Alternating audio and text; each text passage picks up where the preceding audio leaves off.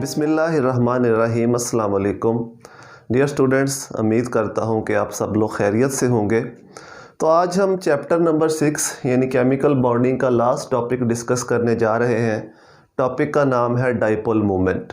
पहले हम समझेंगे कि डाइपोल मूवमेंट होता क्या है, फिर इसके यूनिट्स की बात करेंगे, कुछ एग्जांपल से यूनिट्स को समझेंगे और लास्ट में इसकी कुछ एक दो एप्लीकेशंस हैं डाइपोल मूवमेंट की, उनके बारे में डिस्कस करेंगे।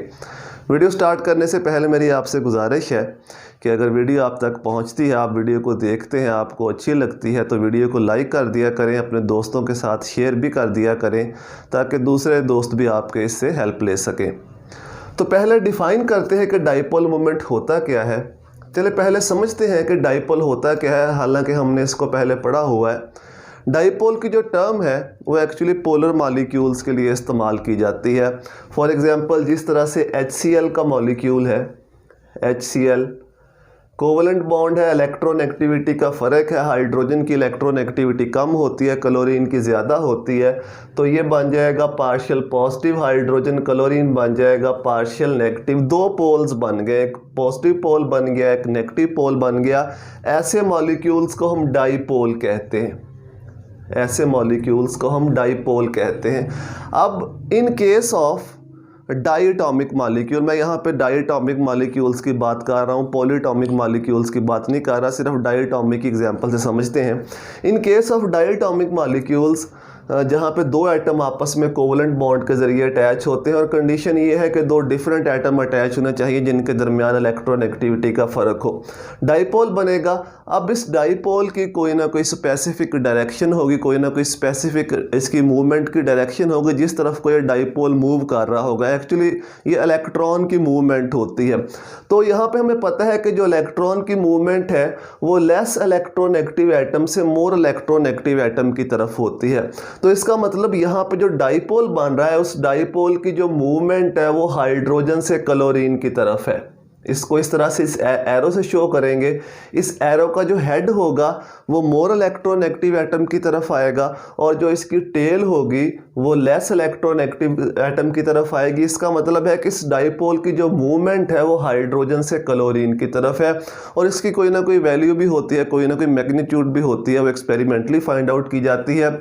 लेकिन अगर दो सिमिलर एटम आपस में अटैच हों जैसा कि क्लोरीन और क्लोरीन, तो इनके दरमियान तो इलेक्ट्रोनेगेटिविटी का फ़र्क ही नहीं है, पोल्स नहीं बनेगा, डाइपोल नहीं बनेगा, तो इसकी जो डाइपोल मूवमेंट होगी वो ज़ीरो होगी, उसकी कोई वैल्यू नहीं होगी, कोई मैग्नीट्यूड नहीं होगी।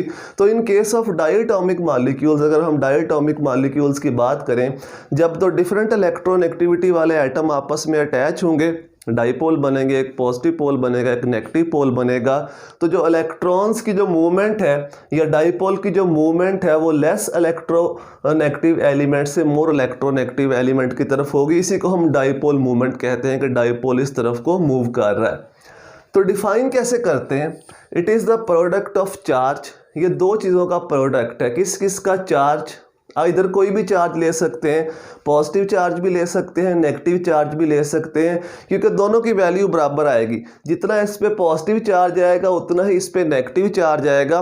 ये जो हम पॉजिटिव और नेगेटिव लिखते हैं ये हम मैग्नेटिक फील्ड में या इलेक्ट्रिक फील्ड में इनकी मूवमेंट के लिहाज से लिखते हैं। जो इलेक्ट्रॉन है वो इलेक्ट्रिक फील्ड में पॉजिटिव पोल की तरफ मूव करता है तो उस पर नेगेटिव चार्ज है।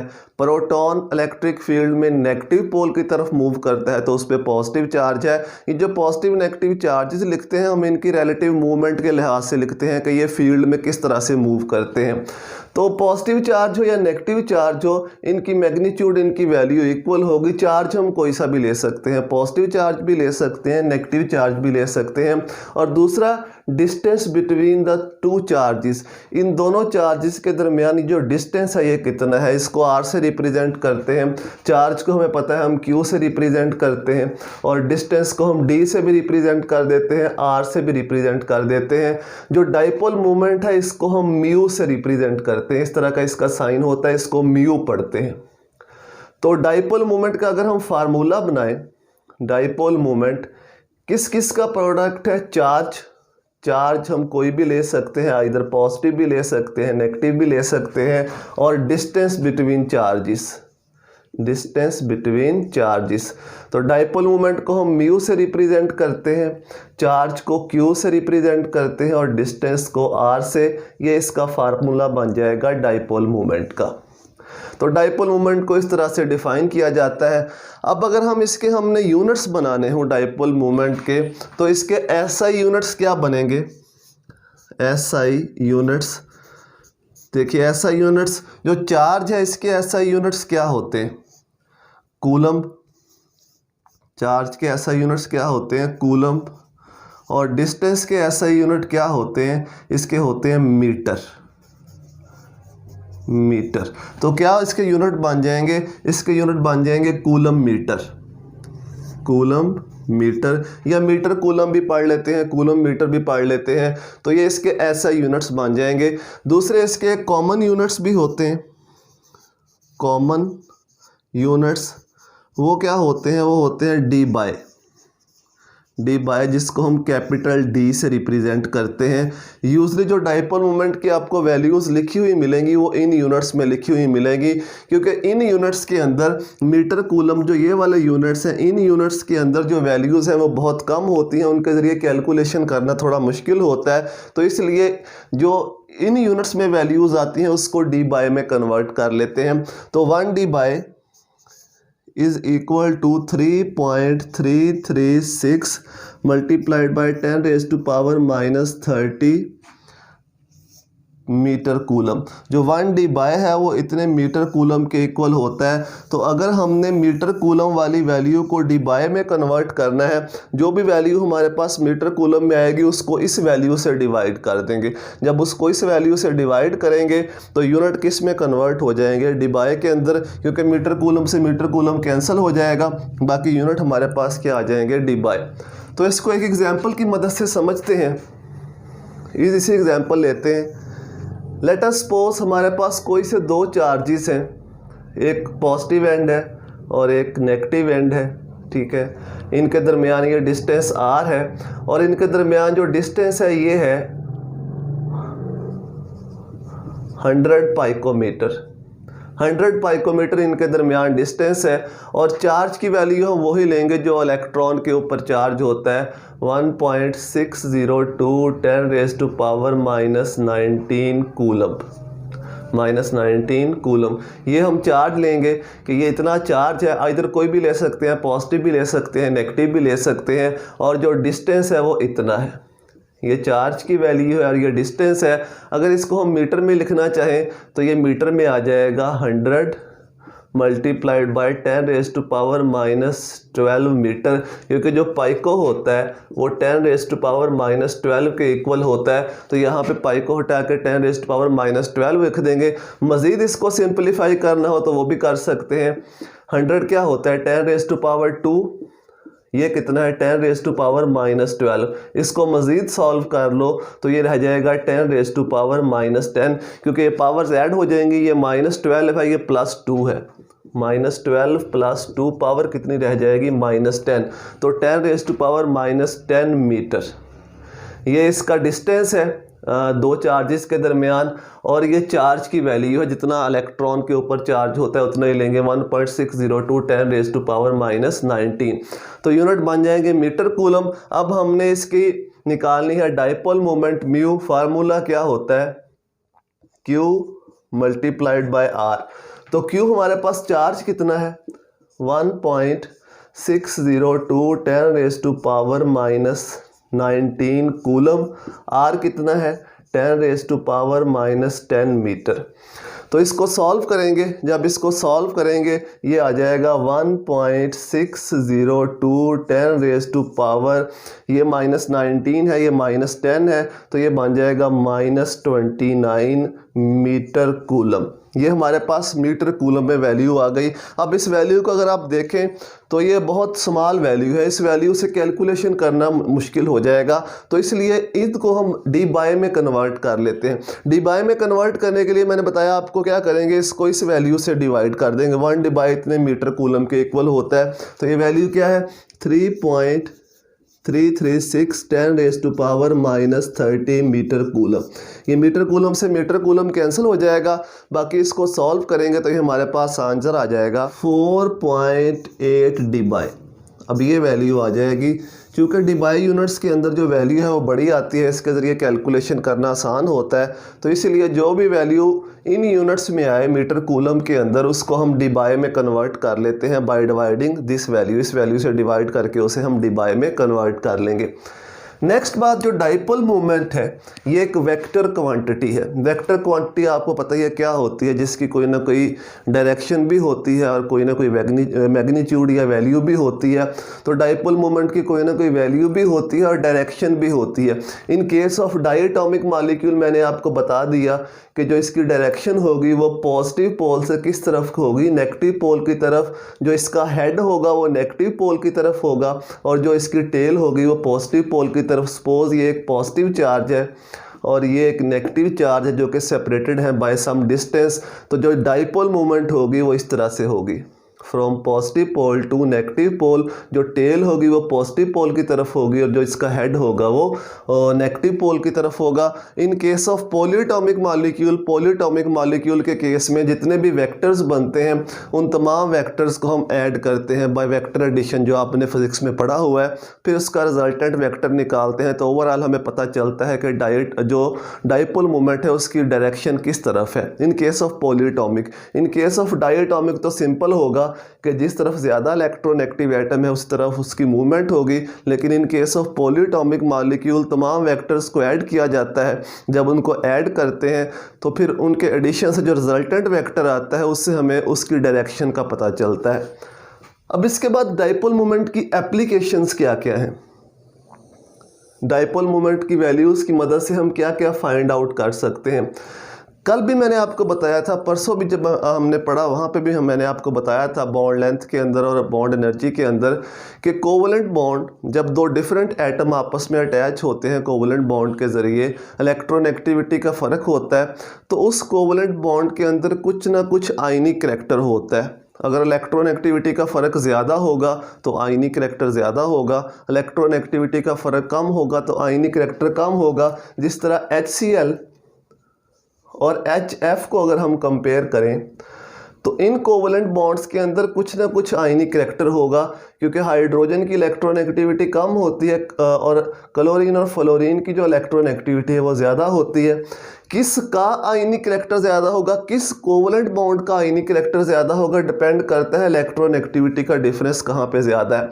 यहाँ पे इलेक्ट्रोनेगेटिविटी का डिफरेंस ज़्यादा है तो इसका जो आयनिक करैक्टर है इस कोवलेंट बॉन्ड का ज़्यादा होगा एज़ कम्पेयर टू HCl। तो हर कोवलेंट बॉन्ड का जब दो डिफरेंट एटम आपस में अटैच होते हैं कोई ना कोई आयनिक करैक्टर होता है। कितना होता है वो हम डाइपोल मोमेंट की मदद से फाइंड कर सकते हैं। तो आयनिक करैक्टर या परसेंटेज आयनिक करैक्टर उसको फाइंड करने का फार्मूला क्या है, म्यू ऑब्जर्व्ड जो कि हम एक्सपेरिमेंटली फाइंड करते हैं डाइपोल मोमेंट, और म्यू कैलकुलेटेड या इसको म्यू आयनिक भी पढ़ लेते हैं। जो डाटा आपको दिया गया होता है क्वेश्चन में, जो डाइपोल मोमेंट हम उससे फाइंड करते हैं उसको म्यू कैलकुलेटेड कहते हैं। और ये वैल्यू आपको पहले से ही दी होती है कि इतनी ऑब्जर्व्ड डाइपोल मोमेंट है, इसका डाटा दिया गया होता है। यानी आपको चार्ज दिया होता है और जो डिस्टेंस है वो दिया होता है, उनको आपने मल्टीप्लाई करके ये फाइंड आउट करना है। और 100 से इसे अगर हम मल्टीप्लाई कर दें तो हमारे पास किसी भी कोवलेंट बॉन्ड का परसेंटेज आयनिक करैक्टर आ जाएगा कि इस कोवलेंट बॉन्ड के अंदर इतना परसेंटेज आयनिक करैक्टर है। इससे रिलेटेड एक एग्जांपल भी है इसके साथ ही, वो खुद आपको सॉल्व करके देखेंगे तो आपको समझ आ जाएगी कि यहाँ पे हम किस चीज़ की बात कर रहे हैं। जो सेकंड इसकी एप्लीकेशन है वो बहुत ही इम्पॉर्टेंट है। डाइपोल मोमेंट की वैल्यूज़ की मदद से हम मॉलिक्यूल्स की ज्योमेट्रीज और बॉन्ड एंगल्स के बारे में भी अंदाज़ा लगा सकते हैं कि किस मॉलिक्यूल की ज्योमेट्री किस तरह की होगी, बॉन्ड एंगल कितना होगा अगर हमें डाइपोल मोमेंट की वैल्यूज़ दी गई हों। तो सिंपल वे में मैं आपको बता देता हूँ कि अगर कोई भी मॉलिक्यूल उसकी ज्योमेट्री परफेक्ट लीनियर हो परफेक्ट ट्राइगोनल हो या परफेक्ट टेट्राहेड्रल हो तो वहाँ पे जो डाइपोल मोमेंट होती है वो हमेशा ज़ीरो होती है, क्योंकि तमाम डाइपोल्स जो होते हैं वो एक दूसरे को कैंसिल कर रहे होते हैं। यहाँ पे मैं लिख देता हूँ, in case of linear molecule के केस में ट्राइगोनल प्लेनर जिसे हम कहते हैं, in case of linear angle कितना होता है 180 का, इतना एंगल होना चाहिए। In case of perfect trigonal angle कितना होता है 120 का, और in case of perfect tetrahedral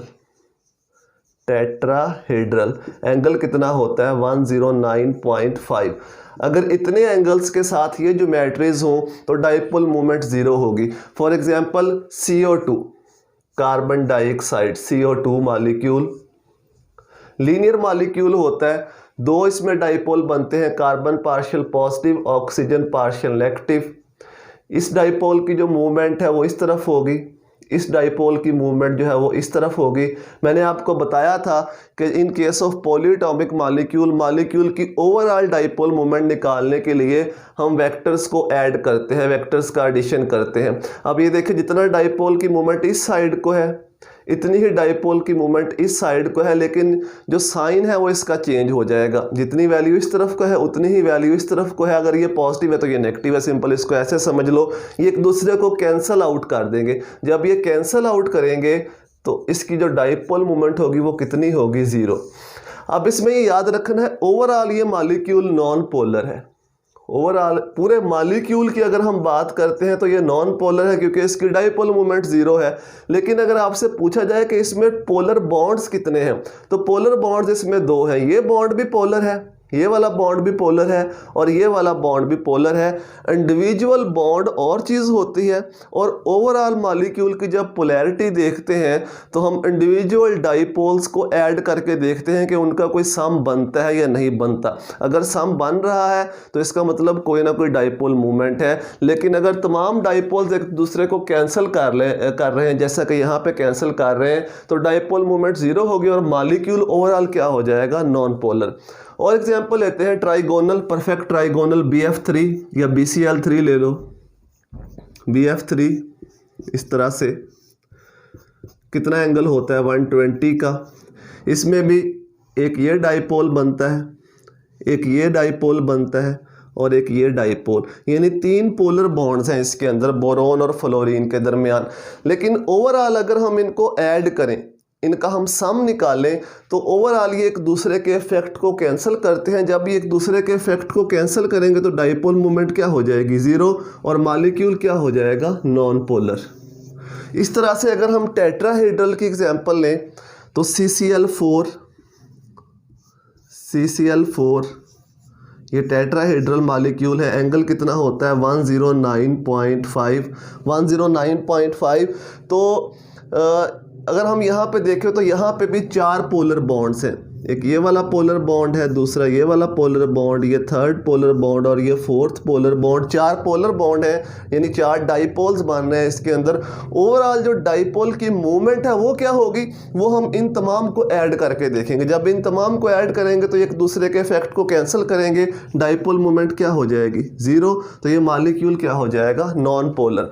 तो अगर वो आपसे कह ले कि आपके पास एक मॉलिक्यूल है AB2 ये सेंट्रल एटम है, ये उसके इर्द गिर्द के एटम है, जैसे ये वाला, ये A एटम है, ये B AB2 टाइप। या एक मॉलिक्यूल है आपके पास AB3 टाइप, जैसा कि ये वाला है AB3 टाइप। या एक मॉलिक्यूल है आपके पास AB4 टाइप, जैसा कि ये वाला है AB4 टाइप। ये कार्बन A है और ये इसके इर्द गिर्द B एटम जो इसके साथ बॉन्ड बना रहे हैं। वो कहता है कि इनकी डाइपोल मूवमेंट ज़ीरो है, डाइपोल मूवमेंट ज़ीरो है। ये पूछ ले, इस तरह पूछ ले, या इस तरह पूछ ले, या इस तरह पूछ ले, डाइपोल मूवमेंट ज़ीरो है, तो बताओ बॉन्ड एंगल क्या होगा, ज्योमेट्री क्या होगी। अगर तो AB2 का पूछे तो सिंपल है, अगर डाइपोल मूवमेंट ज़ीरो है तो लीनियर होगी, ज्योमेट्री लीनियर होगी, और एंगल कितना होगा 180 का। अगर AB3 पूछ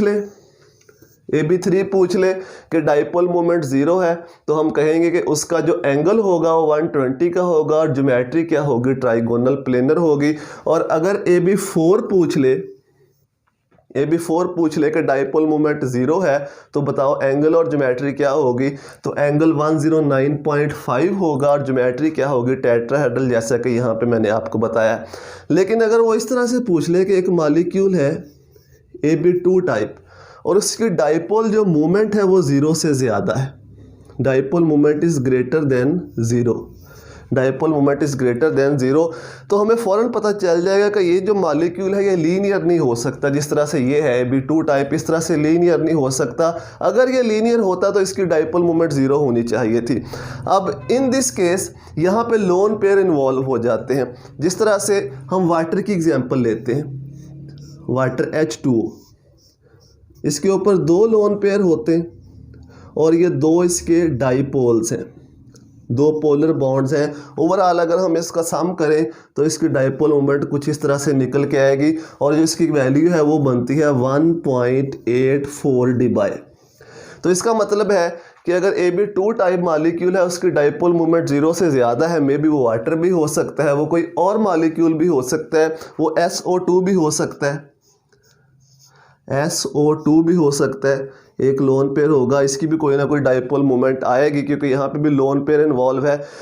इस तरह से अगर वो कह दे कि AB3 टाइप है और इसकी डाइपोल मोमेंट भी 0 से ज़्यादा है, तो फिर ये वाली चीज़ तो निकल गई परफेक्ट ट्राइगोनल 120 एंगल के साथ, क्योंकि अगर ये चीज़ होगी तो डाइपोल मोमेंट 0 होगी। तो इसका मतलब है यहाँ पे अमोनिया हो सकता है, अमोनिया, जैसा कि हमें पता है कि अमोनिया में NH3 लोन पेयर होता है और 3 हाइड्रोजन होते हैं। इस तरह से डाइपोल मोमेंट की वैल्यू होती है इसकी 1.6 समथिंग होती है, वो आपने देख लेनी है। तो ये मैंने सिंपल आपको बता दिया कि in case of these geometries perfect linear 180 angle के साथ, परफेक्ट ट्राइगोनल 120 एंगल के साथ, परफेक्ट टेट्राहेड्रल इतने एंगल के साथ 109.5 के साथ इनकी डाइपोल मोमेंट 0 होगी, क्योंकि जो डाइपोल्स बनेंगे, जो पोलर बॉन्ड्स होंगे वो एक दूसरे के इफेक्ट को कैंसिल करेंगे, डाइपोल मोमेंट 0 हो जाएगी, ओवरऑल मॉलिक्यूल नॉन पोलर होगा। लेकिन अगर लोन पेयर इन्वॉल्व हो गया तो लोन पेयर की इन्वॉल्वमेंट से जो ज्योमेट्री है वो परफेक्ट नहीं रहती। जब ज्योमेट्री परफेक्ट नहीं रहेगी तो तमाम डाइपोल्स एक दूसरे के इफेक्ट को कैंसिल नहीं कर सकेंगे, कोई ना कोई उसकी डाइपोल मोमेंट आएगी। तो डाइपोल मोमेंट की वैल्यूज़ की मदद से हम इजीली ये अंदाज़ा लगा सकते हैं कि आइदर ज्योमेट्री क्या होगी, एंगल क्या होगा। सिंप्लीफाई करके मैंने आपको बता दिया कि किस तरह से हम एस्टिमेट करते हैं कि अगर डाइपोल मोमेंट 0 होगी तो किस तरह की ज्योमेट्री हो सकती है, किस तरह का एंगल हो सकता है, और अगर डाइपोल मोमेंट 0 नहीं होगी तो फिर क्यों नहीं होगी, क्योंकि वहाँ पे लोन पेयर की वुमन इन्वॉल्वमेंट होती है। तो उम्मीद है कि ये बातें जो मैंने आपको बताई हैं ये आपको समझ में आ गई होंगी डाइपोल मोमेंट के बारे में।